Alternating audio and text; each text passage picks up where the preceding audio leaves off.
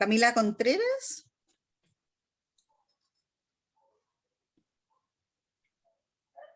¿Está la Camila? Sí. Camila. Néstor. Presente. Paulina. Presente, profe. Estefanía. Presente, profe. Luisa. Presente, profe. Daniela. Presente, profe. Roxana. Acá, profe, presente. Catalina.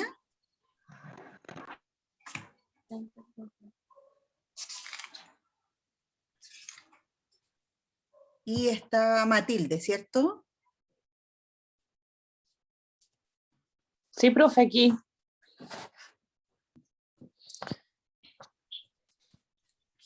Ya. Ahí estamos, chicos. Ya, bueno, estamos todos presentes para el primer módulo. Bueno, vamos en el día de hoy, el CES que nos corresponde evaluar, ¿cierto? Es un caso de una convulsión en un paciente pediátrico.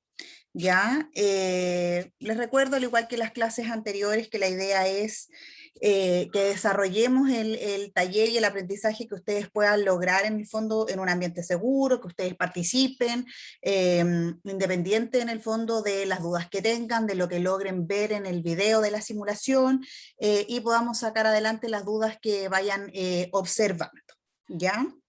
Aclararles siempre en el fondo que el video que vemos es un video que está grabado con fines académicos, ¿cierto? Y en el fondo establece de cierta manera un contrato de ficción entre ustedes, la universidad y yo al momento de hacer la clase, que no es un video que se muestra a la perfección como una escena clínica, sino que en el fondo el objetivo de este trabajo que logremos es visualizar cómo lo podemos mejorar y qué cosas podemos rescatar de este video, ¿ya? Entonces vamos a ver en el fondo que el problema principal que vamos a tener en esta escena es identificar un cuadro de origen convulsivo, ¿cierto? Y que lo que tenemos que lograr como aprendizaje es identificar los signos y síntomas de una crisis convulsiva, el tipo de esta crisis convulsiva que vamos a lograr ver y de qué manera nosotros evaluamos o debiésemos realizar la atención de enfermería en este usuario pediátrico, ¿ya? Una de las chicas me está escribiendo, espérame un poquito.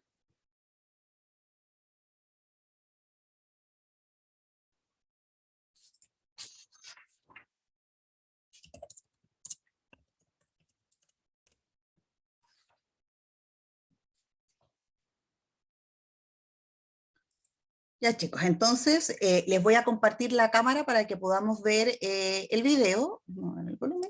Entonces lo que vamos a ver es un paciente que ingresa al servicio de urgencia, ¿cierto?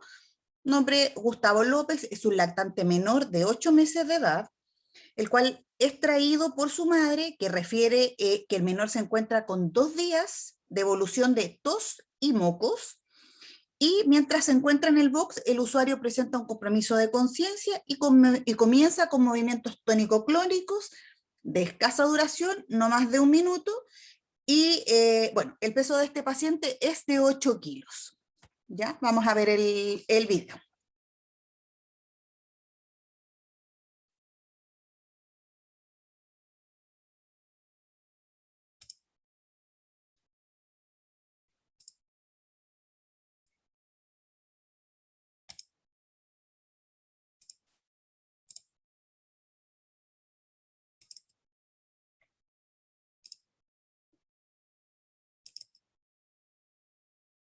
Recuerden que mientras vemos el video, sí le pueden apagar la cámara.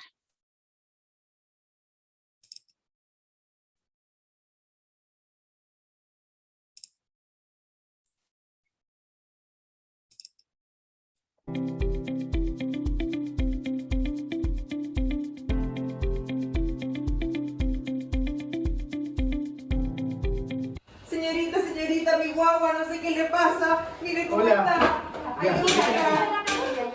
Tranquila. Cuéntenos, ¿qué le pasó? Mire, está saltando, no sé qué le pasa, no sé qué le pasa. No, recién, si yo venía en el auto, tiene mucha fiebre, Ya, fiebre. tranquila, vamos a revisarlo, ¿ya? Ayúdela, por favor, no sé qué le pasa. No sé qué le pasa a mi mamá. Ya, tranquila. La vamos a controlar. Suéltale un poquito y yo la voy a contener, ¿ya? Acompáñame. Te voy a pedir que estés esperando afuera, ¿ya? Tranquila. Ayudar. Esta cianótica la bobita. Lactante convulsionando.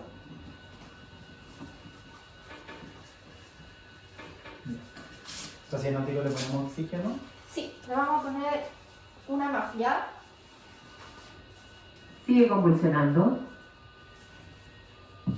Listo. Vida. Mira sola, por favor.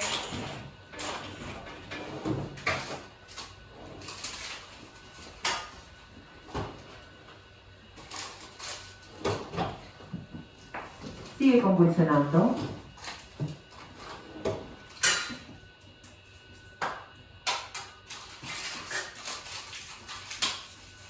¿8 kilos pesaba, cierto, Nicolás? Sí, 8 kilos.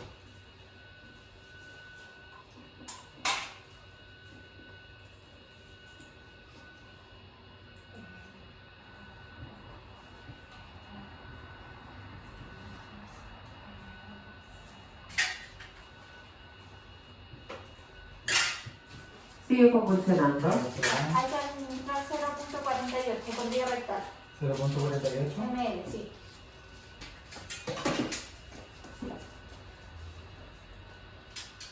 Perfecto.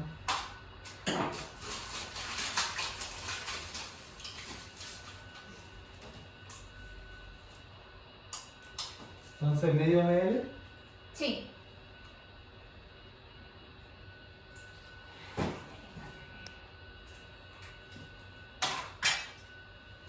Listo. Ya. Ya, gírelo para allá. Así. Ahí. Sigue convulsionando. Voy a administrar el medio midazolam. Un poquito de vaselina. Se abre el interglúteo. Se mete 2 centímetros. Medicamento. Medio centímetro. Medio milímetro. 0,5, perdón. ml. Y ahora le voy a pasar un flash de suero.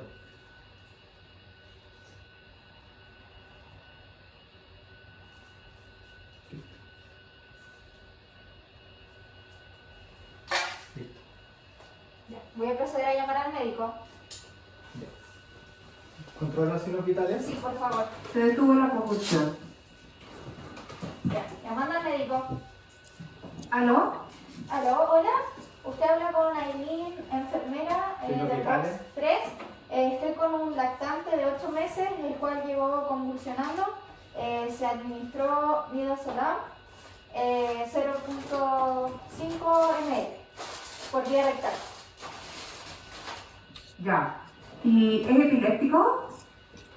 La madre no dice que no se puso así hoy día y no tenía como ninguna enfermedad ni patología de base. Ya. Voy inmediatamente para allá. ¿Qué le administraron? Midazolam ¿Cuánto? 0.5 ml Ya. ¿Por qué vía? rectal, Ah, ya. Perfecto. ¿Cuánto pesa? 8 kilos. 8 kilos. Ya. Voy en camino. Ya, muchas gracias. ¿Cómo están los signos vitales? Taquicárdico, 148, está hipotenso, saturando 92 con más. 15 litros. Y temperatura.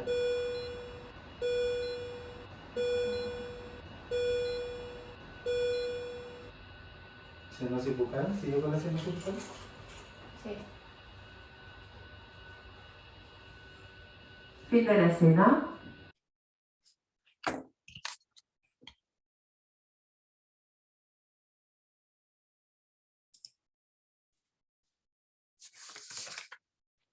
Ya chicos, ahora sí encendemos las cámaras para poder dar inicio al análisis que vamos a evaluar del video.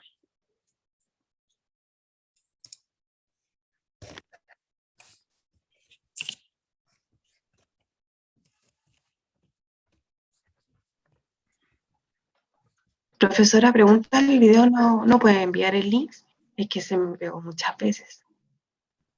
Ya, De parte que no lo escuché, por favor. ok, voy a mandarles bueno, en la clase grabada, pero si se pegó muchas Bueno. veces, se los mando también adicional, ¿ya? Ya, profe, gracias.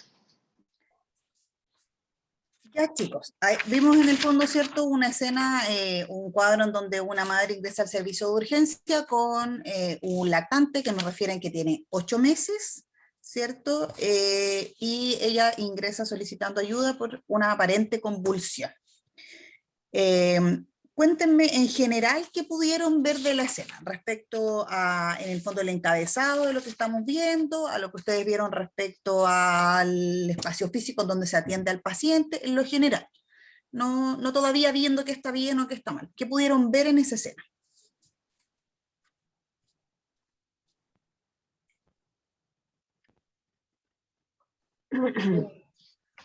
Era un se- lactante que llegó con convulsiones al servicio de urgencia y le dieron como la primera atención. Lactante de 8 meses.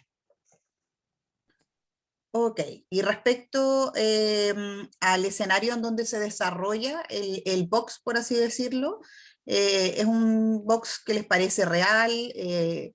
¿Ven que tenía los insumos que necesitábamos para este tipo de atención? Sí, profe. Sí, profe, yo creo que el box estaba acorde, la luz, tenían los monitores, Tenían estaban, carro de prepa- paro. estaban preparados para atender una convulsión los compañeros. Perfecto. ¿Les pareció que con esas dos personas en el equipo clínico fue suficiente para esa atención? Yo creo que quizá hubiera habido un tercero para ir a conversar con la mamá para saber los antecedentes, si tenía antecedentes de epilepsia o había tenido una convulsión anteriormente o ella en algún momento tuvo algún estado de convulsión también. Ya, perfecto. Un poquito más de a qué se debía la convulsión, si era por algún trauma o si quizás era solo por fiebre. Quizás como averiguar un poquito el origen. Ya, faltó un poquito averiguar el origen. ¿Les pareció que en la atención era correcta sin la presencia de la mamá? Profe, yo había dejado. dejado a la madre adentro del box porque lo que dice ahora, como son hospitales amigos, se dejan a la madre en el box, no tenían que haberla sacado. Jamás, en ningún momento. ¿Qué opina el resto? O sea, sí, al ser un menor de edad, igual debería estar la mamá. A menos que sea o sea, no sé en este caso que en urgencia, que a veces cuando hay algo de riesgo vital se deja fuera a los acompañantes. Ya, sí, podemos evaluar las dos partes de la historia independiente de la situación de urgencia. Digamos que la atención pediátrica difiere bastante en ese sentido del paciente adulto, chicos, independiente de la condición del paciente pediátrico, incluso en paro, se deja a los padres dentro del box en la mayoría de los casos. Ya ahora si tenemos un espacio muy pequeño, una situación muy grave, quizás podemos suponer en este video una mamá muy alterada, el video que nosotros vemos es relativamente corto en tiempo, entonces podemos suponer quizás que le dijeron que esperara afuera, mientras otra persona, que es la que ustedes me están diciendo que pudo haber faltado, ¿cierto? La tercera persona del equipo clínico está afuera explicándole qué, o probablemente si fue una urgencia, como lo relata el inicio en el fondo de esta simulación, en donde yo le dije que la madre ingresa al box, a lo mejor todavía no había hecho el ingreso administrativo y sí están preguntándole ese tipo de datos para poder generar la ficha, que finalmente, independiente de que sea un trámite administrativo, es fundamental para poder tener el inicio de la hora que se admite a este paciente. ¿Ya? Pero dentro de eso hay acciones como lo hemos hablado en las otras escenas, se hacen simultáneas, pero que las tenemos que mejorar y por eso la idea es comentarlo en esta escena, ¿cierto? El ideal es que la madre esté presente porque además, mientras vamos haciendo todas estas acciones simultáneas, podemos preguntarle otro tipo de antecedentes a ella, ¿ya? también lo importante es tranquilizar a la mamá, entonces quizás por eso es que en esta escena se saca a la mamá para poder visualizar lo que realmente queremos ver de este cuadro clínico, ¿ya? Entonces, vamos a ir ahora analizando la simulación, ¿cierto? Y viendo qué cosas pudimos observar, qué podemos mejorar respecto a lo que nos indica la guía clínica, ¿cierto? Chiquillos, respecto a la cátedra, ¿ya pasaron esto o solo pudieron interiorizarse con la guía del ministerio? Solo con la guía. La guía, Con la profe. guía. Ya. Ok, entonces, ¿cuáles fueron los primeros signos clínicos que ustedes pudieron visualizar que nos evidenciaban el problema en el fondo que la mamá, por la cual la mamá consultó? Lo primero que se puede evidenciar es que el niño venía con un estado febril, que por lo que se veía en el signo vital al último venía en 40. O sea, de hecho, a ese estado de temperatura los niños convulsionan. Entonces venía en ese estado, además no era el primer día, llevaba 2 días, por lo que escuché, ¿no? Ya, ok, ¿cierto? Vemos dentro del control de signos vitales y además en el inicio, en el fondo del cuadro que yo les relato, dice que es un niño que presenta fiebre y además la mamá refiere que hace 2 días está con tos y moco, ¿cierto? Eso es parte de los primeros signos clínicos que pudimos ver y evidenciar. Respecto a esa sintomatología, a esos signos clínicos que se evidencian de manera inmediata cuando inicia la escena, ¿qué podemos ver que realiza el equipo clínico? El chico dice que está cianótico y le pregunta a la niña si le colocan oxígeno, pero en ese momento no realizó un control de signos vitales para valorar cómo estaba la saturación de este lactante. No hubo como la monitorización para cuantificar la desaturación de cuánto era, porque podría ser una muy severa como podría estar desaturando, no sé, 94%. Entonces, tenían que ver también cuántos litros tenían que administrarle a ese lactante. Esto lo monitorizaron después. El último.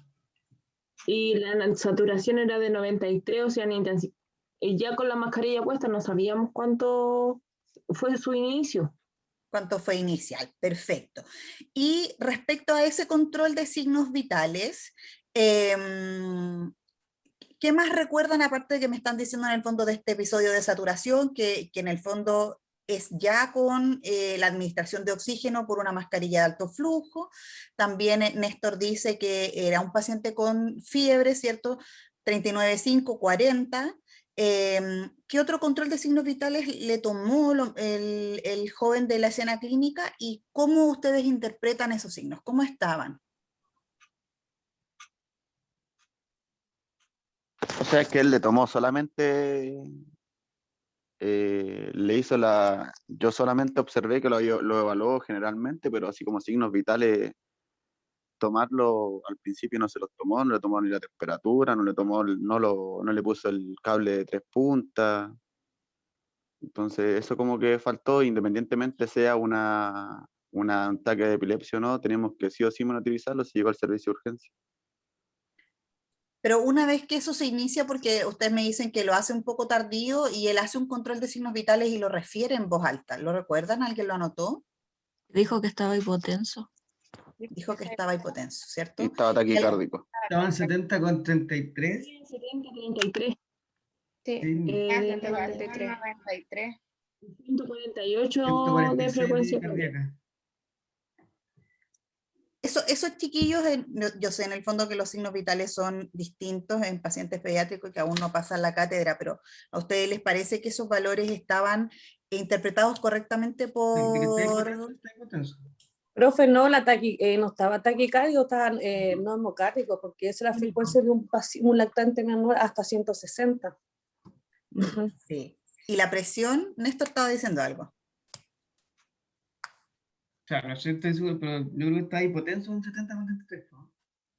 Miligramos de mercurio.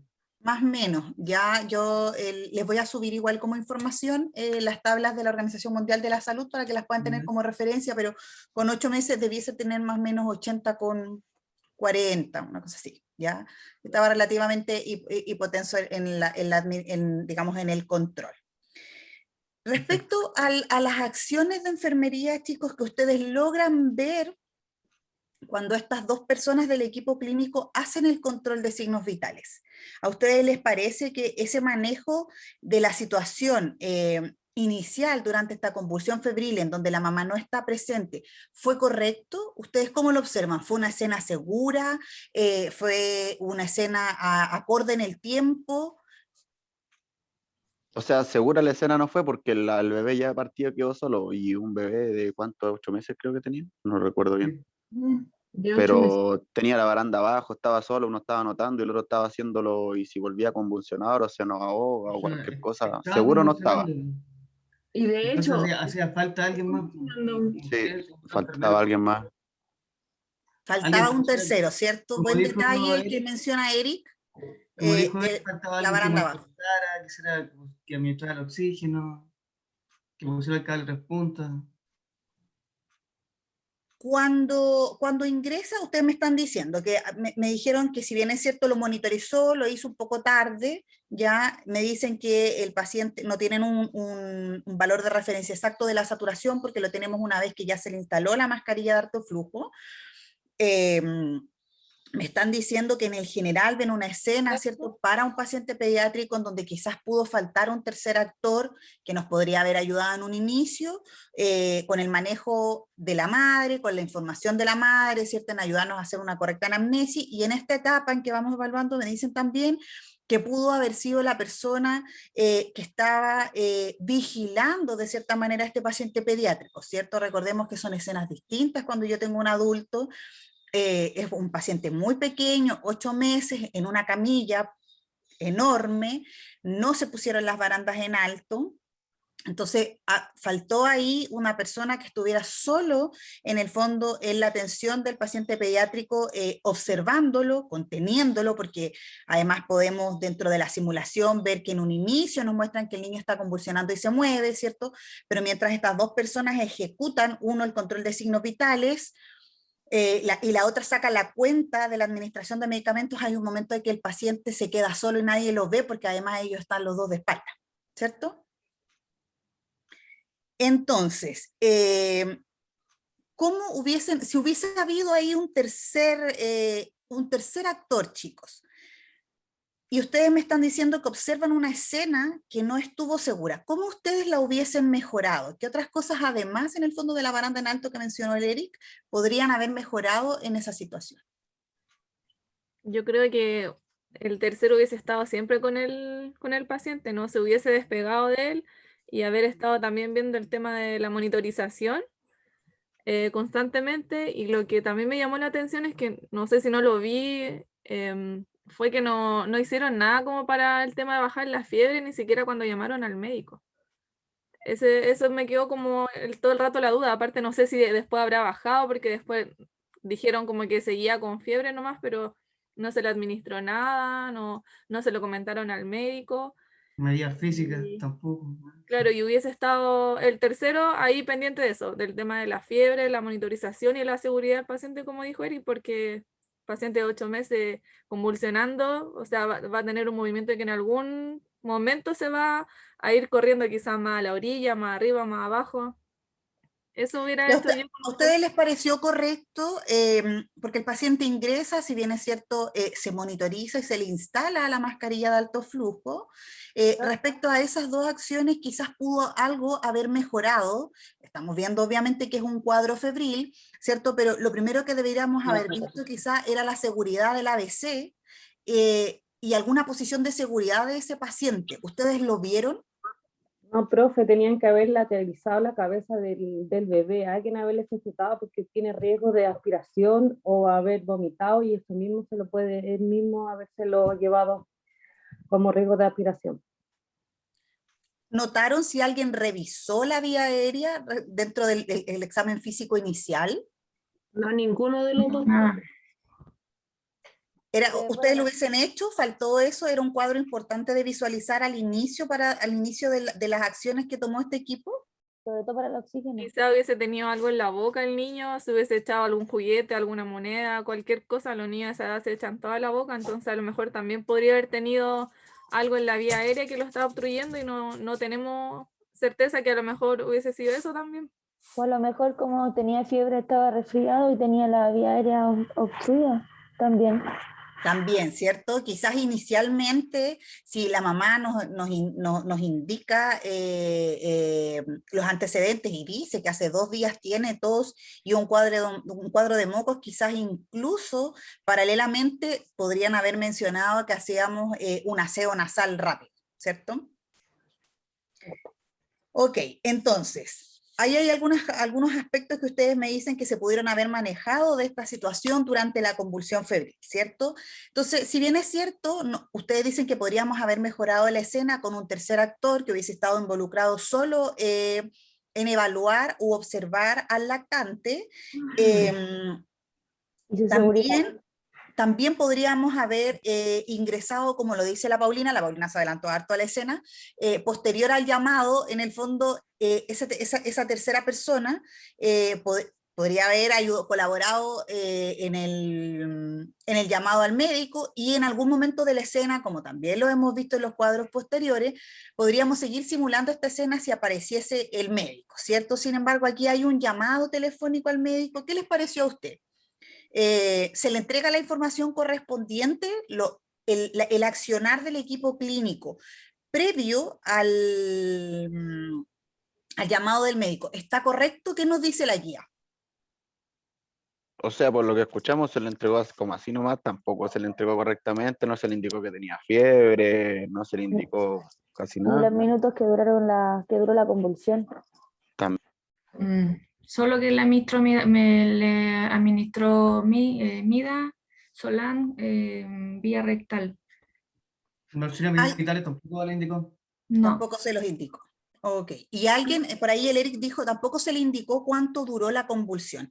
¿Alguien en el video pudo deducir eso? ¿Lo anotó? ¿Tomó el tiempo? ¿Cuánto duró esa convulsión? ¿En qué minuto se dio? O sea, él ingresó en sí convulsionando. Y tiene Se que dio haber... después de la administración del Midazolam nomás, porque... Que fueron como 5 minutos, profe. Claro, porque al momento de que ellos le administran el midazolam, deja de convulsionar. Sí, deja de convulsionar. Ok. ¿Y alguien anotó el minuto del video de la voz en off? Porque la voz en off dice, cede la convulsión. No. No. O sea, yo miré, pero no específicamente, me di cuenta que eran alrededor de 5 minutos. Es que uno mira el tiempo, mira la preparación de medicamentos, mira en general todo, entonces no le da... ¿Cuánto? Porque nadie lo anotó, ya. Yo anoté aquí que es al 3 minutos y algo segundos, ¿ya? Es importante determinar, porque en esta escena clínica ustedes me dicen que el niño ingresó convulsionando. Es importante que alguien hubiese considerado dentro de esa escena clínica el tiempo de duración de la convulsión y por qué. Sí, porque el cerebro está sin oxígeno. Entonces, para ver posible secuela a largo plazo neurológica. Perfecto. Profe, y además de eso uno tampoco sabe, porque la mamá venía nerviosa, tampoco sabe cuánto tiempo llevaba el niño convulsionando de que vino de la casa. Exacto, bien. ¿Pudieron ver y observar cuando, bueno, en el fondo esta enfermera y este equipo toma de manera espontánea la primera indicación de medicamentos para detener esta convulsión y le administran el midazolam? La conversión en el fondo que utiliza la enfermera en la pizarra para calcular según el peso del paciente, ¿está correcta? ¿Cuánto debemos administrar de midazolam? Ay, profe, yo le hice porque estaba con la duda, porque por lo que yo había visto es 0,1 miligramos o 0,3. Ella usó 0,3 miligramos. Pero quedé la duda, porque no sé si estaba correcto y como le pasaron 0,5, la verdad que quedé así como en blanco. No sé si en realidad estaba correcta la dosis inicial de los 0,3, porque tiene 8 meses. Ahí estoy un poco colgada. La guía clínica, la guía clínica respecto al midazolam nos indica que las dosis iniciales pueden ser 0,2 o 0,3. Ya, si bien es cierto, el ideal es partir con la dosis mínima, que hubiese sido 0,2, probablemente en esta escena se toma 0,3 porque es algo que tiene establecido el equipo. Ya, pero si lo leyeron en la guía clínica dice 0,2, ya, pero puede ser 0,2, 0,3. Respecto al cálculo que ocupó este equipo, lo saca como 0,3. Yo sé que la escena es rápida, que esas personas lo pudieron evaluar también, pero una vez que la repitan, la remiren, ella saca que es 0,3 por el lactante pesaba 8 kilos, ¿cierto? Sí. Y eso le da los 2,4 ml, ¿ya? Y en el fondo la ampolla de midazolam que ellos estaban usando, ¿de cuánto era? Viene de 15. Pero también viene otra. La de 15, ¿quién dijo viene 15? La Paulina. La de 15 son 3 ml. ¿Y hay otra? La de 5, que 1. La de 5, que es 1 ml. Y con esa ella ocupa la conversión. Cuando vean nuevamente el video, fíjense que ella pone 5 miligramos, 1 ml. Por eso es que su conversión le da 2,4 miligramos, ¿cierto? Que son prácticamente 0,48 ml.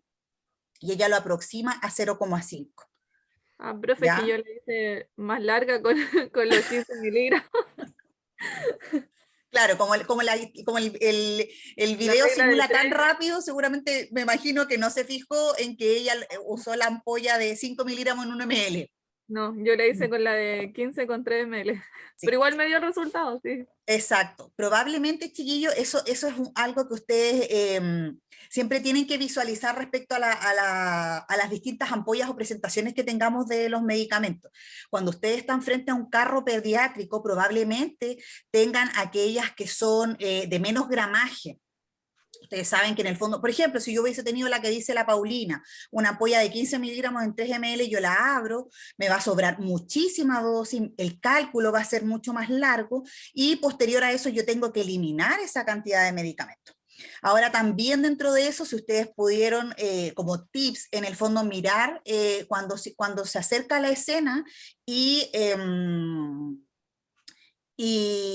se prepara la administración de medicamentos, pudieron visualizar que la jeringa en el fondo en la que él prepara es una jeringa de 10 cc.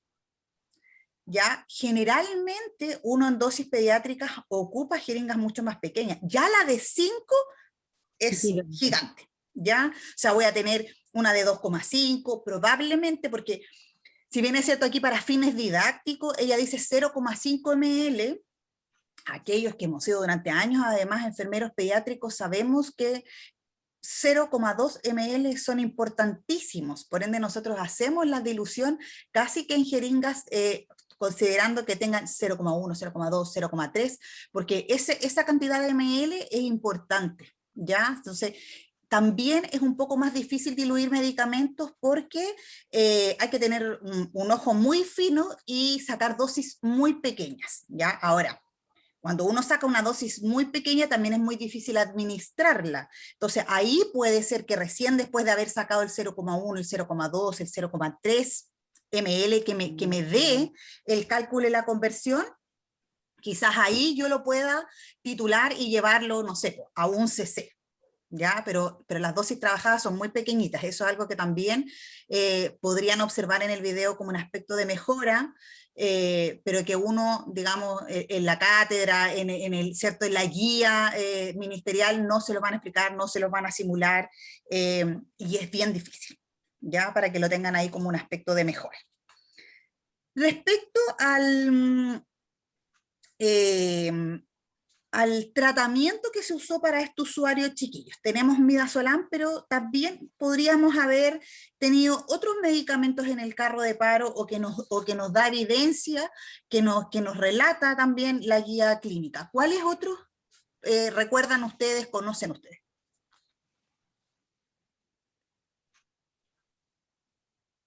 El lorazepam y el diazepam sale en la guía. Exacto, ¿cierto? Ahora, respecto a la administración que ellos hicieron, eligieron la vía rectal, el diazepam. No, perdón, usaron midazolam. Respecto al midazolam, ¿qué otras vías de administración podrían haber utilizado? ¿A usted les pareció que en esta instancia la rectal era la más rápida, la más correcta? Quizás por el mecanismo de absorción, quizás era lo más rápido, pero a lo que sé yo que al estimular como la zona rectal, igual como que no favorecemos mucho que el tema de la convulsión, porque se supone que al estimular la zona rectal igual podemos producir convulsiones por un nervio vago, algo así, una estimulación. Escuché medio cortado a la Catalina, pero logro entender que me dice que también pudo haber sido endovenosa y que hay que tener ciertos cuidados característicos en la vía rectal por la absorción, ¿cierto? ¿Algo más que pueda aportar el resto? ¿A alguien le pareció en el fondo que teniendo una escena inicial como esta, la vía que utilizaron fue la correcta? ¿Lo hubiesen hecho igual? ¿Lo hubiesen mejorado? Yo creo que igual estaba correcta, porque colocarle una vía a un niño en esa situación es casi imposible, se demora mucho, y era como la vía más rápida, porque también podía haber sido intramuscular, nasal y bucal, pero no hubiese sido el mismo efecto como decía la Cata. Entonces yo creo que yo hubiera hecho lo mismo quizá en esa situación, porque no tenía cómo ponerle una vía venosa y tampoco venía con vía venosa, o sea, era obvio que me iba a demorar mucho más. Bien, ¿cierto? Fue una evaluación y una acción rápida ejecutada por el equipo de enfermería. Claramente los niveles de absorción son distintos, ¿cierto? Si yo lo hubiese puesto endovenoso o rectal, pero la vía rectal en los pacientes pediátricos chiquillos es una vía bastante utilizada, más aún cuando yo tengo situaciones complejas de manejar, como dice la Catalina y la Paulina, en este tipo de escena, un paciente pediátrico convulsionando a menos que tengamos mucha destreza, y aquí hay un punto súper importante respecto a la atención de los pacientes pediátricos chiquillos. Aquí uno tiene que ser una enfermera con una fineza enorme, una vez que uno ha pasado adiestrada y adiestrando también a su equipo clínico, logra una canalización de una vía en estas circunstancias. Se logra, pero también acá hay que tener, así como cuando hablamos en el RCP, diciendo yo tengo que tener roles definidos respecto al equipo de enfermería, en este caso igual, ya hay muchas veces, y sobre todo les va a tocar ver, porque uno ve poco cuando hace la urgencia, pasa urgencia, pocas veces toma un paciente pediátrico con un cuadro de esto, ¿cierto? Es raro simularlo en el fondo también con el fantoma, o si hubiésemos tenido la oportunidad de simular esta escena clínica en físico, es muy difícil también simular que un paciente pediátrico esté convulsionando. Pero aquí no solo depende de la destreza, en el fondo, que ustedes logren alcanzar como enfermeros, sino que de la destreza que tenga su técnico de enfermería, que en el fondo es quien está al lado, preparando el material, y en el fondo inmovilizando la extremidad que ustedes van a poder puncionar. Eso es, en este tipo de pacientes, el rol de la técnico en enfermería hace el 70%. El otro 30% la hace usted canalizando la vía venosa. Por ende, es súper importante cuando uno toma un equipo pediátrico, enseñarle esa destreza a quien te va a ayudar. ¿Ya? Ahora, en esta instancia, la opción más rápida que ellos tomaron, pensando que estaban frente al cuadro compulsivo, fue la vía rectal, y está correcto. ¿Ya? Ahora, ustedes me dijeron, le administraron el midazolam y se dio. Posterior a eso, ¿ustedes creen que hubiese sido correcto si hubiésemos continuado la escena, que se le intentara instalar una vía venosa? Claramente tendrían que haberle colocado una vía venosa, porque el niño venía con un cuadro infeccioso.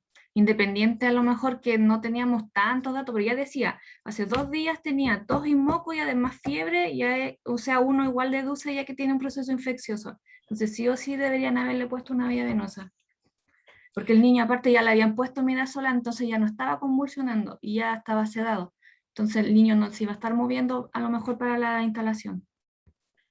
Perfecto. Como dice la Luisa, ya en esta parte del video, en esta instancia, podríamos haber empezado a sospechar algún tipo de cuadro por el cual se originaba esta convulsión, ¿cierto? Entonces, si nosotros pudiésemos ir complementando esta idea, ok, al paciente le cede la convulsión, ¿cierto? Respecto a la administración de medicamentos.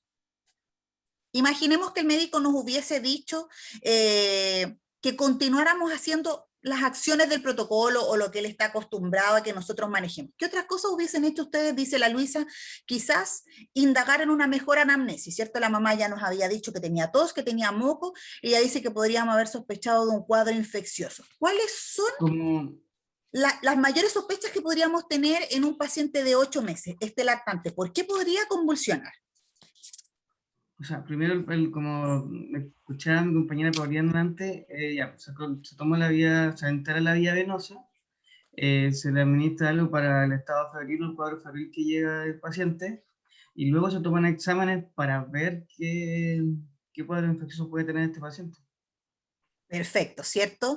Ahí ya, una vez que ha cedido la convulsión, independiente de que el llamado telefónico al médico es correcto, que por ahí dijo el Eric, se le hace una entrega al paciente que podríamos haber mejorado porque le podríamos haber relatado de mejor manera la monitorización que tenía el paciente, la cantidad que le administramos, ¿cierto? Del midazolam. Idealmente, ya si la convulsión se dio, que nosotros lo escuchamos en esta escena clínica, debiésemos instalar una vía venosa para no repetir una segunda dosis de midazolam por la misma vía, sino que tener una más efectiva, ¿cierto?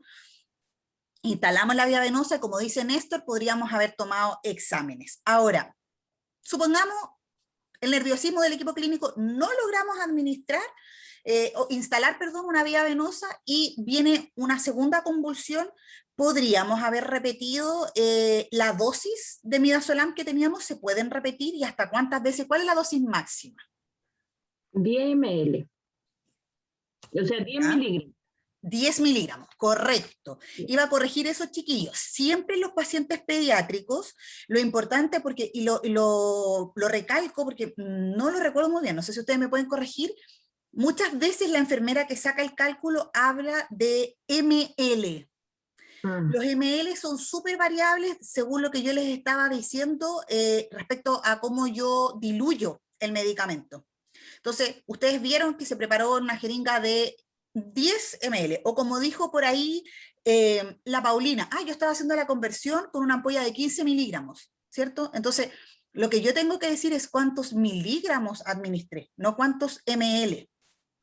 ¿Ya? Cuando yo hago entregas a mi colega, al médico, etc. Entonces debía haber tomado exámenes. Puedo haber repetido frente a una segunda convulsión la segunda dosis de medicamento, en este caso de midazolam, hasta alcanzar máximo 10 miligramos. ¿Qué cuidados de enfermería tengo en el fondo con este paciente respecto al midazolam? ¿En qué debería fijarme? ¿Cuál sería mi seguimiento de enfermería? ¿Qué efectos adversos puede tener el medicamento? Debe causar depresión respiratoria. Es hipotensor igual. Exacto, ¿cierto? Entonces, tengo que mantenerlo monitorizado, ¿cierto? Idealmente, ustedes lo mencionaron, después de que cede esta convulsión, también mantenerlo en una posición de seguridad, la cabeza lateralizada, una posición semi-Fowler. Vemos siempre que el paciente está recto en esa camilla, ¿cierto? Ok, entonces, por supuesto que lo más importante que tenemos que evaluar ahí es la depresión respiratoria, ¿cierto? Porque la acción principal es que es un inhibidor del cerebro que va a relajar el músculo esquelético, y eso en grandes dosis, que recuerden además el dormonid o en el fondo midazolam también es utilizado como sedante, entonces tenemos que tener esos cuidados de enfermería. Sí, profe, igual explicarle a la mamá, en este caso, que se le colocó ese medicamento porque de repente yo trabajo en endoscopía con ese medicamento, y cuando ya los pacientes están un poco somnolientos o no responden cuando uno los despierta algo, los acompañantes se asustan. Entonces un niño de 8 meses va a estar totalmente sedado a lo mejor, y la mamá quizás se va a asustar mucho más al ver que su hijo no responde o ya no tiene las convulsiones, pero a lo mejor está súper sedado, no sé. Igual hay que explicarle eso a los papás, o en este caso a los pediátricos, es mucho más complejo. Exacto. O tener otro tipo de reacciones y otro tipo de cuadros como una agitación psicomotora, ya que eso también en el fondo es importante que lo evaluemos, ¿ya? Ahora, aquí la mamá solo nos entrega antecedentes, ustedes me dijeron de que lleva 2 días con tos y con mocos.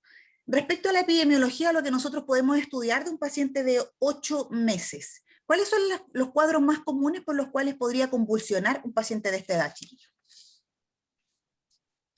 Un cuadro febril. Cuadros febriles. ¿Ya? Podría ser virus incisional, influenza. Patologías de tipo viral, ¿cierto? Sí. ¿Ya? Patología gástrica igual, alguna infección estomacal. O sea, en sí todo lo que le provoque una infección al bebé y una fiebre sobre los 39,5 le puede provocar un cuadro de convulsión. Infección Perfecto. urinaria. Infección urinaria. Bien, Néstor. Esas son, ahí complementan todas, ¿cierto? Que podría ser, si lo pusiésemos en el fondo en orden prioritario, también, y también podemos diferenciar incluso en si es un hombre o una mujer, ¿cierto? Pero podrían ser las que me dijeron, patología viral, si es hombre, viral, neumonía, ITU y gastrointestinal. Si es niña, podríamos poner viral al mismo tiempo, neumonía y ITU por las características, ¿cierto?, del tracto genitourinario, y finalmente la gastrointestinal. Ahora, también hay que considerar que si la mamá nos dice que el bebé no tiene otro antecedente y lo consideramos un paciente sano, no tiene antecedentes de algún tipo de malformación, un golpe, porque si bien es cierto, un lactante de 8 meses, también podríamos pensar que es un paciente tequiado, ¿cierto? Aunque epidemiológicamente es más común en pacientes de un poquito más de edad, ¿ya? Pero a los 8 meses perfectamente se puede caer. Podríamos pensar también en que este cuadro febril es posterior a una vacuna. No lo olviden, paciente sano. ¿Ya? Ahora, yo les pregunté en un momento si alguien había considerado cuánto duró la convulsión y por qué tendría que saberlo, por qué tendría que ser un antecedente. ¿Podría diferenciar una convulsión simple, chiquillos, y una compleja, según lo que dice la literatura, respecto de cuánto fue la duración de este tipo de convulsión?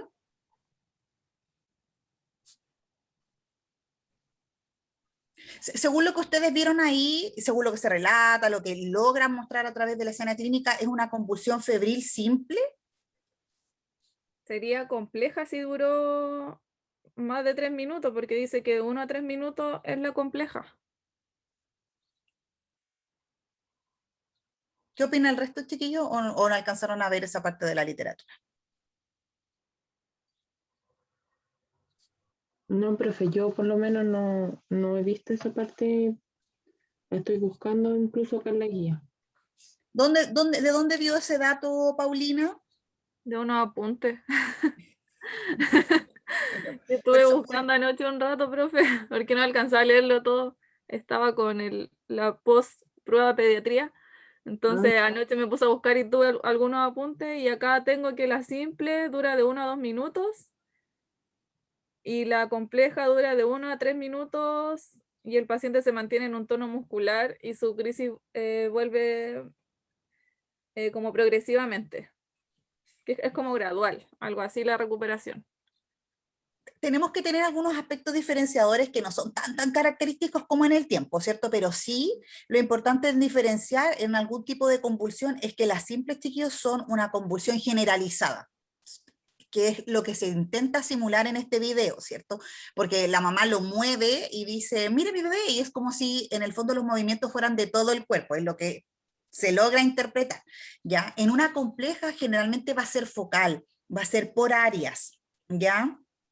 Y lo importante también es, si bien es cierto, cuando uno logra determinar precisamente el origen, como por ejemplo en este video que nosotros estamos viendo, que el origen es por la fiebre, determinar que una convulsión simple no va a tener recurrencia de este cuadro en 24 horas. ¿Ya? En cambio, en la compleja sí, y por eso cuando tenemos una convulsión en el fondo que sospechamos que es compleja además, debemos dedicarnos a indagar otros aspectos que van a ser algún deterioro neurológico, alguna malformación, ¿cierto?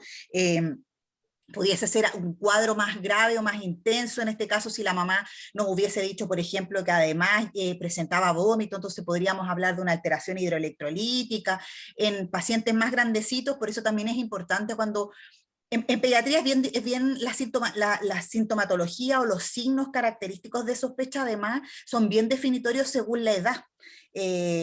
Entonces, cuando ya hablamos de un lactante mayor o de un adolescente, por ejemplo, en este tipo de cuadros, podríamos pensar en algún tipo de intoxicación, en determinar si efectivamente es un paciente epiléptico que tenga antecedentes, si es más grande y se cayó, ¿cierto?, en TEC, o ya en un adolescente, incluso pensar en intoxicaciones asociadas a alcohol y drogas, ¿ya? Pero por eso aquí es importante, la mamá nos dice que es un niño relativamente sano y que tiene fiebre. Ahora, si nos vamos directamente, entonces podemos concluir, según lo que ustedes me dicen, ¿cierto? Una convulsión que la determinaríamos febril, en un paciente sano sin otros antecedentes. Se trató, porque tratamos la convulsión y se dio. ¿Qué tenemos que hacer ahora? Tratar el origen. ¿Eso lo vimos en el cuadro clínico? No, profe. ¿Cómo podríamos haber tratado esa fiebre? ¿Qué acciones de enfermería hubiésemos podido mejorar en este cuadro?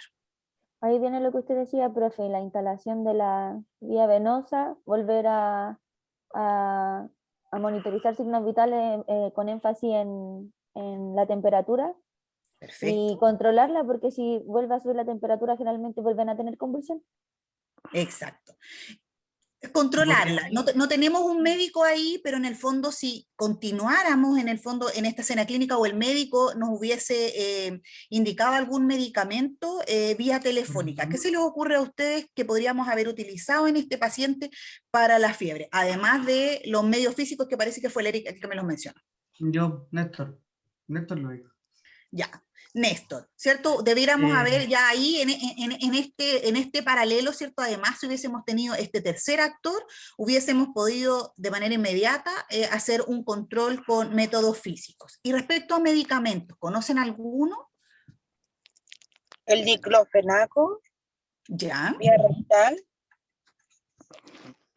Paracetamol. Ya que tenía vía, paracetamol leve. Sí. Ya. Y si se dio la convulsión, hubiésemos pensado que el equipo clínico reaccionó un poquito más rápido, todavía no le ponemos la vía.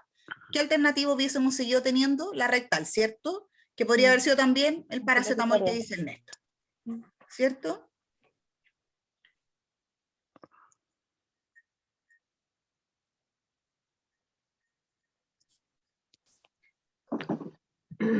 Con eso hubiésemos complementado la escena, ¿cierto? Hubiésemos en el fondo tratado lo inmediato, que era la convulsión que ustedes vieron, y además el origen, para que no vuelva a convulsionar, ¿cierto? Hubiésemos seguido nuestras acciones de enfermería administrando medicamentos antipiréticos, ¿cierto? Y nuestra monitorización enfocado en cuál creemos, suponemos, a través de lo que nos muestra la escena, que es el origen de la convulsión.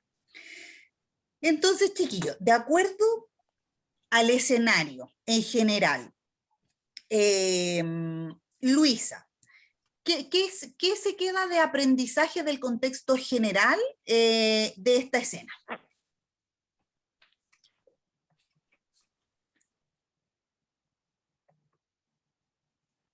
¿Cómo que se queda, profesora? ¿Como el procedimiento que hicieron, si estaba bien o no?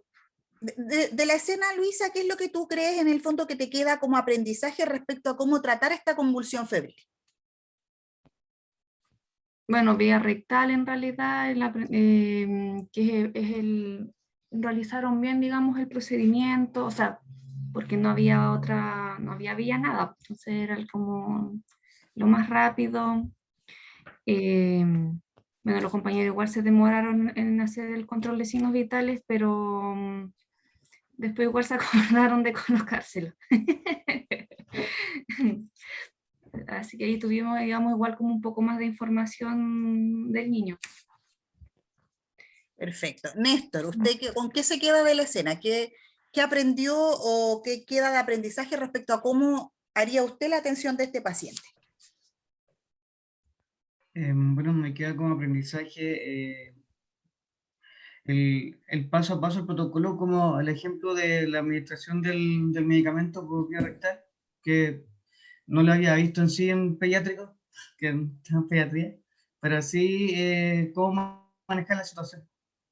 O sea, sé que no fue la escena correcta o todo lo que hablaron sobre lo que salió en la clase, pero sí, eso me quedó marcado y lo aprendí. Sé que hay una vía que se puede administrar este medicamento por vía rectal y que sí funciona en los pacientes pediátricos. Sí funciona, y es la más rápida y en la que usted inicialmente se va a poner menos nervioso, de todas maneras. Perfecto. Sí, porque como decía Paulina, en instalar una vía no son pacientes en esas condiciones, no se puede. Aunque tengáis un técnico estrella que te está ayudando, no puede, porque está convulsionando. Y además es la acción que vamos a hacer más rápido, ¿cierto? Sí. Aida, ¿algo que usted hubiese mejorado de manera inmediata de la escena clínica? ¿Qué hubiese podido mejorar?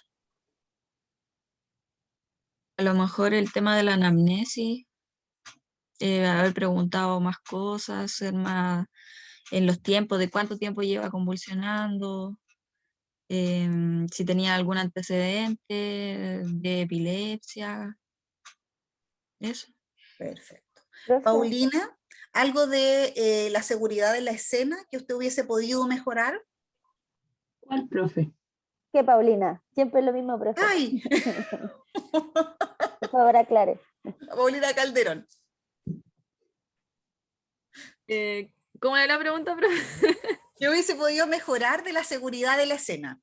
Ah, lo que decía Eric, sí o sí, el tema de las barandas, haber estado quizá, no sé si haber preparado el medicamento, no sé, al lado del paciente, como es tan chiquitito, tenía harta camilla para haber delimitado mi área limpia y área sucia para preparar el medicamento, pero no haberle quitado los ojos de encima.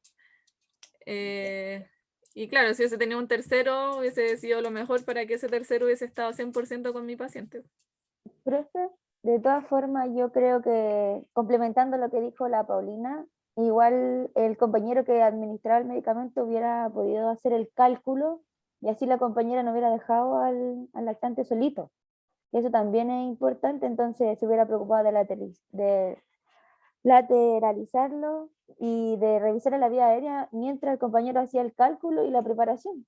Si no era tan difícil tampoco. Eso se podría haber mejorado bien, Camila, respecto a que lo podría haber calculado el técnico. Yo creo que en la escena se atribuye a que lo calcule netamente la enfermera porque la administración de medicamentos es nuestra responsabilidad y por eso se muestra así en la escena. Ahora, también los cálculos pediátricos, como les digo, son tan pequeños que es muy raro que haya una sala en donde no esté el torpedo. Ya hay unas tablas con todos los medicamentos y con todos los pesos.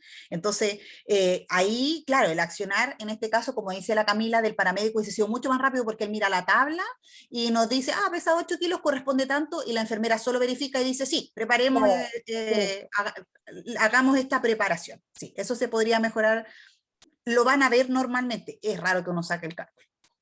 ¿Ya? Daniela, dígame Camila, iba a hablar. No, eso, profe. Ya. Daniela, ¿cómo vio usted el equipo y la sincronización en el fondo de estos profesionales que vimos en la escena? Encontré que, bueno, dentro de la situación quizá hubieran tenido más comunicación entre ellos. Igual lo que decía Camila, cuando el compañero estaba preparando el medicamento, la compañera también no hubiera tenido tiempo para monitorizar y para acompañar al niño. O también para poder haber ingresado a la madre para que se hubiera tranquilizado, porque vimos una madre que ingresó muy angustiada, entonces hubiera sido importante que hubiera visto la administración de medicamentos para que viera que se le estaba realizando algo al paciente. Y bueno, luego se dio. Entonces yo creo que hubiera mejorado la comunicación entre el equipo y se hubiera sido un poco más efectiva la maniobra. Perfecto. Alondra, respecto a la escena en general, de lo que usted aprendió en esta simulación clínica, ¿usted lo aplicaría de la misma manera en su práctica diaria? ¿Qué es lo que le queda como más importante? Lo que haría es ver lo del ABC primero igual, ver lo de la vía aérea, monitorizar primero, hacer todo lo que no hiciera. Eso haría yo en la práctica. Igual guiarme por los protocolos que tengan en donde uno esté trabajando. Perfecto. Paulina, respecto a la escena que nosotros vimos, si usted la tuviera que simular en su práctica diaria, ¿cómo podría mejorar el registro de esta escena? Teniendo siempre una persona que se dedique a un tercero que registre, que haga el cálculo, porque así nadie va a despreocupar al lactante, uno para la administración de medicamentos y como que entre comillas ahí va a ir como más o menos ordenada la cosa. Pero es que el hecho de haber dos personas, uno en la administración de medicamentos, el otro iba a dejar sí o sí al paciente solo. Y eso es lo que no se puede realizar, menos si un bebé tan chico. Muy bien. Eric, respecto a las acciones de enfermería en el fondo que se vieron en el equipo, ¿usted me podría detallar cómo las haría y cuáles serían el orden desde el inicio? Yo primero, como acción de enfermería, no sacaría a la mamá, la dejaría ahí para explicarle por qué, porque a los niños es súper general que convulsionen por fiebre, entonces para que ella igual podría en la casa tratar o evitar que llegue a ese punto de pic febril, podríamos indicarle varias soluciones antes de que dejarla dentro del box, evaluar el ABC de la emergencia, ¿qué más? Y la administración de medicamentos, es que esto es súper general en niños que producen fiebre, entonces lo importante hubiera sido que la mamá no hubiera salido del box y le hubiéramos explicado lo que estaba pasando con el niño, que tampoco era, no sé, no era de riesgo vital, tenía que ser tratado, pero tampoco era para que ella se asustara tanto y la idea era enseñarle, más que nada a la mamá, tratar de que esto sí se podría haber evitado, no haber llegado a esa crisis febril y como eso. Bien. Importante no lo hubiera sacado a la mamá. Bien. Matilde, si a usted le correspondiera en el fondo sacar una conclusión o un aprendizaje posterior a esta atención. Hay un momento que le logramos explicar a la mamá lo que nosotros hicimos, pero también es súper importante, voy tomando la continuidad de lo que dice Eric, la educación posterior que yo le voy a hacer a la mamá respecto a este cuadro febril. ¿Qué indicaciones le hubiese dado a usted? Profe, yo le habría dicho que tiene que estar siempre mirándolo, viéndolo si vuelve a convulsionar, si le vuelve a subir la fiebre, ponerle pañitos húmedos en las partes más sensibles del cuerpo, que en la frente, la zona inguinal. Igual es un poco complejo, profe, porque yo nunca he visto pediatra, siempre fue adulto. Para mí es tema nuevo esto, realmente se me hace más difícil, porque todos los semestres siempre hemos visto adultos, siempre casos adultos, niños es recién. Así que mucho no me manejo muy bien todavía con lo pediátrico. Chiquillos, no tengan miedo de eso, como dice la Matilde. Miren, a todos nos pasa. Yo, en mi experiencia, no sé, recuerdo haber pasado por pediatría, urgencia pediatría, parece que diluí los antibióticos alguna vez, no hice nunca nada. Entonces, además, uno va con, el Néstor se ríe, uno va con miedo, a uno le preguntan, ¿te gusta pediatría? Y uno al tiro dice, no, yo no sé nada de paciente pediátrico, no me gusta nada. Los que tenemos más mala suerte, nos toca que se acaban los campus clínicos y nos mandan a hacer el internado en neo, solo, como digo. Profe, y aparte que ni siquiera vamos a práctica de pediatría, es como, yo encuentro que peor para nosotros porque esto nos jugó en contra, porque aparte recién lo estamos incorporando a nosotros, pediatría, y no ir, Encuentro que el doble de dificultad para nosotros. Pero ¿saben qué, chiquillos? Aquí realmente vean el vaso medio lleno, porque cuando uno va al área pediátrica es un área tan sensible que la verdad es que lo único que logras es ver. Muy pocas veces vas a hacer un procedimiento en un paciente pediátrico. ¿Qué les quiero decir con esto? En el fondo que pediatría es un mundo distinto. Es un mundo distinto, chiquillos. Y aquel que piense que le puede gustar, tírese a la piscina con pediatría, tírese.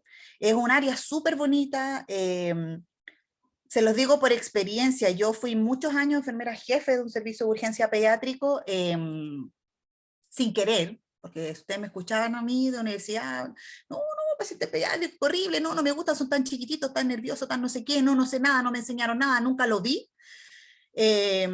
Y me tocó por vueltas del destino hacer mi internado en Neo, y yo había pedido urgencia adulto. O sea, es lo que ustedes me están diciendo, miren la diferencia.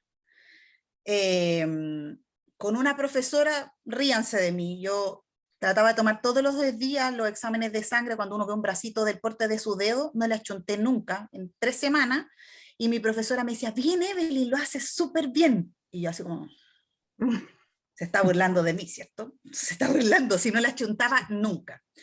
Y después me desarrollé muchos años en urgencia adulto, que era lo que realmente, según yo, me gustaba, hasta que llegué a ser la enfermera jefe de un servicio de urgencia, y ahí uno se tira de cabeza a aprender, porque esto es nuevo, chicos, ustedes pueden tener mucha teoría, pero no lo van a lograr mientras no lo vean. Así que no tengan miedo. Si les toca un paciente pediátrico, si les toca una urgencia pediátrica, pregunten todo, porque además ustedes como interno, uno va a saber efectivamente que pueden tener muy la teoría, pero nada de la práctica. Entonces todo aquello que ustedes puedan preguntar pareciera ser lo que ustedes creen al otro lado de la pantalla, pareciera ser menos tonto que si lo pregunto en adulto, porque he visto tantos adultos, ¿cómo voy a preguntar esto? Pero en pediatría no, pregunten, las dosis van a ser nuevas, los insumos nuevos, es todo chiquitito. O sea, para poder, en el fondo, fijar una vía venosa, chiquillos, tengo que hacer tiritas de 1 centímetro, ¿ya? Entonces, hay una destreza distinta. Pregunten todo lo que tenga que preguntar cuando vayan a campos pediátricos, ¿ya? Nadie lo sabe, ningún alumno lo va a saber, no son solo ustedes, las dudas que ustedes tienen las tienen muchos, y las van a tener también si son enfermeros recién egresados y su primer trabajo es un trabajo pediátrico, ¿ya? La van a tener siempre, así que tienen que tratar de perder ese miedo, y si a alguien le gusta el área pediátrica, tratar de ir por lo que les gusta, ¿no? Puede ser donde uno, como el 80% de la carrera en sí de nosotros se basa en adultos. Exacto. Entonces uno llega a cuarto, tiene sus primeros ramos pediátricos y es como terror para las personas que no hemos visto pediátrico nunca. No, a mí, yo me parara frente a una guagua y tuviera que ponerle una vía, tirito entera. Pero chiquillos, la experiencia o el miedo que ustedes tienen es un miedo que todos tuvimos, porque nuestra carrera nos enfoca mucho más al área adulto. Entonces, si alguno después quiere trabajar en el área pediátrica, tiene que en el fondo saber que va a tener que retomar el cuaderno, ir nuevamente a la bibliografía, porque todos tenemos en la cabeza muy de memoria el control de signos vitales de adultos, los medicamentos de adultos, las dosis de adultos, ¿ya? Si ustedes lo ven desde otro lado, que ustedes mismos me están viendo respecto a esta escena, es más difícil trabajar en pediátrico. O sea, imagínate un paciente en paro, en esta convulsión, y el papá al lado, mirando, porque el papá es un acompañante, tú le tienes que tomar exámenes al bebé y el papá te va a acompañar, y si erraste una vez, intentaste una segunda, y a la tercera le tuviste que explicar que vas a ir a buscar a una colega más diestra. Pero uno se acostumbra, logra un perfil distinto, es mucho más paciente, no es más complicado trabajar con los papás al lado, chiquillos, porque lamentablemente el paciente adulto y su acompañante adulto van predispuestos a que el equipo de salud no los acoja bien, ¿ya? Entonces es un paciente molesto, es un paciente que de frentón va a ver primero las cosas malas, la situación, lo lenta que tú fuiste. En el paciente pediátrico ustedes van a encontrar otras recompensas respecto a estas urgencias. el acompañante, el familiar de ese paciente pediátrico va a ver que tú eres su alternativa, que tú lo ayudaste, que tú te entregó a ti lo más preciado que tiene, que es su hijo. ¿Ya? Entonces, desde ese punto de vista, además, la empatía que uno logra en esos servicios es distinta. Y todos tenemos los mismos miedos porque no sabemos. Nuestra práctica clínica, independiente de la situación que ustedes están viviendo hoy para hacer el desarrollo de estos ramos en especial, no les quita nada. Esta vez el vaso es parejito para todos, ¿ya? Porque el área pediátrica no la logramos ver mucho, a menos que hagan un internado pediátrico. Y aún así, el internado pediátrico, chiquillos, es mucho más lento. Mi internado de 5 meses en neo, el primer mes solo escribí y registré los exámenes en la ficha. Fue lo máximo que logré hacer. Porque claro, te tiene que dar un montón de más herramientas para que tú puedas tomar a un paciente. Así que no se preocupen de eso. Ya, chiquillos, respecto en el fondo entonces a la escena en general, podemos concluir que es una escena rápida, ¿cierto? Que está contextualizada en apuntar a que esta convulsión es de tipo febril, pero falta lo importante para poder finalizarla, ¿cierto? Que es de manera ideal que existan otros 2 operadores, ¿cierto? Un tercero que nos podría haber ayudado en la observación del paciente, nos falta el médico para la continuidad del tratamiento y por sobre todo para que el médico nos guíe en el tratamiento de el origen de esta convulsión, ¿cierto? Que sería ya quien nos tendría que seguir indicando la administración de los medicamentos. Es una escena que según ustedes la vemos y todo, nos parece real, que tenemos una sala o un box de atención en donde tenemos lo necesario, ¿cierto? Hay un carro de paro, estamos administrando un medicamento que es complejo, que podría llevarnos a una depresión de tipo respiratoria, por ende la monitorización es fundamental, ¿cierto? Pero también vemos acciones de enfermería que podemos mejorar en la escena. La seguridad del paciente, el registro, ¿cierto? La empatía en el fondo, en este caso con la mamá, que es quien necesita información y acompaña al paciente y además nos puede proveer a nosotros de mayor información para una correcta anamnesis. Súper bien, yo siento que logran afinar el ojo no solo en lo que vemos en la escena, sino que además lo contextualizan con el general del tratamiento de un paciente, independiente de lo que me han dicho, ¿cierto? Ay, no, es un paciente pediátrico, a nadie se le podría haber ocurrido que tenía que subir la baranda, quizás la baranda ni nos sirva porque es tan grande que por el hechito caiga igual, no lo sé, pero en el fondo es un contexto que ustedes sacan de su paciente adulto, ¿cierto? Y lo logran visualizar y apuntar a las mayores acciones de enfermería que tienen que mejorar en estas escenas que en su mayor parte hemos visto sin la aparición de un médico. Así que súper bien. No sé si ustedes tienen alguna otra duda respecto al taller. Sí, algún examen, se le podría haber tomado otro examen o no, el electroencefalograma después de que le hayamos controlado.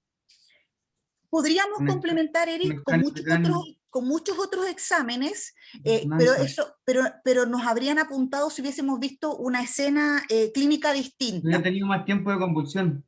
Exacto. Si hubiésemos pensado en una convulsión compleja, que se hubiese repetido, que la mamá hubiese aportado, que quizás ayer también convulsionó, o si la mamá hubiese aportado que lo que yo les dije, que tenía vómitos, diarrea y está deshidratado, ¿cierto? En donde hubiésemos tenido que pensar en otras epidemiologías que nos hubiesen hecho seguir avanzando en el descarte si este paciente está presentando, por ejemplo, los primeros síntomas de un paciente que vamos a hacer un diagnóstico de epilepsia, porque ahí tendríamos que haber tomado un screening, por ejemplo, de infección bacteriana, en la aparición del médico podríamos haber complementado con una punción lumbar, y posteriormente con el TAC o con el electroencefalograma, que es lo que está mencionando Eric.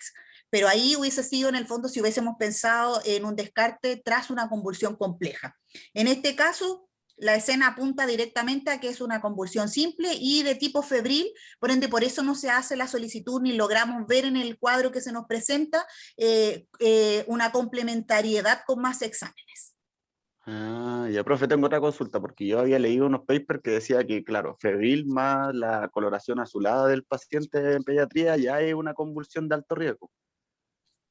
Ya, por eso yo les pregunté y ahí depende de las respuestas que ustedes me vayan dando, les voy guiando la escena clínica, porque en el fondo la cianosis que digamos, el técnico paramédico ahí repite tantas veces, según lo que pudimos ver en la escena y relatamos, pudo haber sido por la demora en el oxígeno, no sabíamos cuánto venía saturando previo, no teníamos una posición de seguridad, como ustedes me dijeron, no hubo la instalación de una cánula, entonces, con No esos hubo antecedentes, claro, con esos antecedentes apunta a que esa podría haber sido la cianosis que nosotros visualizábamos.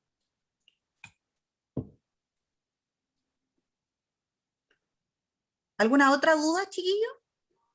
Yo quedo una duda porque, o sea, de lo que tú estabas hablando anteriormente, además, por lo que había dicho Eric, la PL o la punción lumbar que se le habría es para descartar una meningitis o alguna infección dentro del... Sí, ¿Para eso lo es que pasa es que, la punción lumbar? claro, lo que pasa es que ahí también tenemos que ir pensando, chiquillos, un poco más en la edad o otros cuadros clínicos. En este caso, si nosotros tratábamos la fiebre, ¿cierto? Paralelamente al instalar una vena venosa íbamos a tomar exámenes y el médico de base nos va a pedir algo como un screening infeccioso, ¿ya? Pero cuando nosotros tenemos súper clara parte de la epidemiología también, y la mamá en este caso nos relata que es un niño sano, que no ha tenido otros antecedentes, nosotros hubiésemos pensado, como lo mencionamos ya, que la primera sospecha era de tipo viral, ¿ya? Y por eso este paciente tenía fiebre, por eso su cuadro era solo 2 días de tos y mocos que nos refirió la mamá. Si después de eso descartamos, claramente tenemos que complementar y sí podríamos pensar que a través de una punción lumbar vamos a lograr encontrar un foco séptico o algún otro origen que sea de estudio para seguir analizando a este paciente. ¿Ya? Ahora, difícilmente vamos a hacer una continuidad de estudios si, como lo vimos en esta escena, el cuadro se dio y no se volvió a repetir. ¿Ya? Ahora, si se repite o si la mamá nos dice que esto le había pasado previo, claro, tenemos que complementar con examen. Por eso a lo mejor era tan importante que la mamá no la hubiesen sacado de esta escena por toda la información que necesitábamos que ella nos entregara. Claro, claro. Ahora tienen que pensar también que dentro de esta escena, supongamos que la escena hubiese terminado cuando la voz en off dice, terminemos la escena, hubiese sido un cuadro único de convulsión. Este es un paciente también pediátrico que nosotros pasamos a la sala de observación, ¿cierto? Tenemos que volver a evaluar, tenemos que ver cuánto se demora en bajar, ¿cierto? Ese cuadro febril no es una etapa fácil. Le enseñamos en esa sala de observación a la mamá los cuidados físicos, va a quedar probablemente con un cuadro con administración para la hidratación y vamos a poder ver si la convulsión se repite. Ya, por ende, vamos a seguir en el fondo determinando si es necesario un estudio o si finalmente fue una convulsión simple que al cabo de 4 o 5 horas de observación la vamos a poder dar de alta. O sea, igual tiene que cumplir con con un pool de horas de observación y de registro. Sí, los pacientes pediátricos chiquillos generalmente en este tipo de cuadros pasan a una sala de observación. Y los tenemos que tener, porque además la fiebre es algo que no se ve tan rápido, ¿ya? Entonces nosotros le administramos los medicamentos, como lo vimos aquí en este box, que es el box de urgencia, luego pasa a una observación hasta que logre temperatura normal, y ahí recién, en el fondo, hay una reevaluación de parte del médico para ver si ese paciente se va a ir a su casa y los cuidados que le tenemos que dar y las indicaciones a la mamá. Entonces además tenemos harto tiempo más para seguir descartando distintos tipos de diagnósticos o cuadros sospechosos que nosotros podamos ir pensando. Profe, la toma de hemoglucotés también está, que también Sí. dice en una parte de una guía de la guía que igual es importante tomar hemoglucotés, pero ¿en qué momento? ¿Se lo puedo tomar en cualquier Eso fue una de las acciones que debiesen haber sido al inicio. Junto con la monitorización, a ese paciente se le toma un hemoglucotés porque podría haber sido uno de los síntomas, una causa por la cual el paciente estaba convulsionando. Profe, yo eso leí que el azúcar elevada y la retención de sodio pueden ser también motivos de convulsión en los niños. Sí. Pero ¿a qué se debe la retención de sodio en un niño de 8 meses? Probablemente sea por causas de alguna alteración metabólica, alguna enzima en el fondo que está deficiente con algún tipo de enfermedades metabólicas para un niño de 8 meses. Es la causa más probable. ¿Ya? O un cuadro, alguna alteración hidroelectrolítica en el fondo que sea por deshidratación. Ya son como las únicas razones por las cuales uno puede pensar en un cuadro de un paciente de 8 meses. O sea, igual aquí podemos asociar que la deshidratación electrolítica puede ser derivada de la fiebre. Claro, claro, y ahí tendríamos que hacer, ahí sí necesitamos complementar en el fondo con los exámenes. Por eso es que es importante que la mamá nos diga la sintomatología y la duración de los cuadros. Ya, profe, gracias. Ya, chicos, yo creo que si no hay más dudas, con eso estamos. ¿No más dudas? No, no, profe. No, profe. Ya, chiquillos. Damos por terminada entonces la clase, que estén bien. Les voy a mandar el link de la clase grabada, pero también el del video por sí solo, ya para que... Profe, y el... disculpe, ¿y el paper lo va a subir igual? Sí, en apuntes les voy a subir también alguna información complementaria, más que nada del control de signos vitales y cuadros característicos en pacientes pediátricos, ¿ya? Para que lo Ya, profe, puedan gracias. revisar. Gracias. Gracias, profe, que tenga buen día. Ya, chiquillos, que tengan buen día. Chao. Chao, chao, profe, gracias. Muchas gracias.